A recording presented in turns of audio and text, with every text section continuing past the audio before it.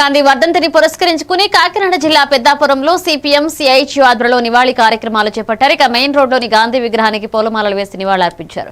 ఈ సందర్భంగా సిపిఎం జిల్లా కమిటీ సభ్యులు నీలపాల సూరిబాబు మాట్లాడుతూ ఉపాధి హామీ చట్టాన్ని కాపాడుకోవడమే గాంధీకి నిజమైన నివాళి అన్నారు. గ్రామీణ ఉపాధిని దెబ్బతీసే విధానాలను విమర్శించారు. ఈ కార్యక్రమంలో సిపిఎం సిఐటియు నాయకులు కార్యకర్తలు పెద్ద సంఖ్యలో పాల్గొన్నారు. మహాత్మా గాంధీ ఉపాధి హామీ చట్టం ప్రకారం ఈ చట్టం వ్యవసాయ కూలీల ఉపాధి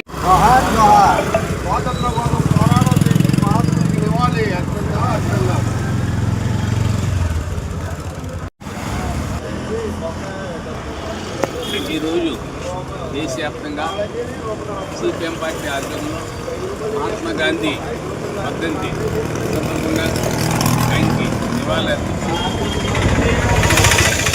ఏదైతే రాజ్యాంగం హక్కుల కోసం మత సామరస్యం కోసం తమ ప్రాణాలు అర్పించిన మహాత్మా గాంధీ వర్ధంతి సందర్భంగా సిపిఎం ప్రతిజ్ఞ చేయాలని దేశవ్యాప్తంగా పిలిపివ్వడం జరిగింది. ఏదైతే పార్లమెంట్లో మన చట్టాలు అమలు చేసుకున్న ఆ చట్టాలు ఈవేళ కేంద్రంలో ఉండే మోడీ గారు కొంపల్లో తొక్కుతున్నారు.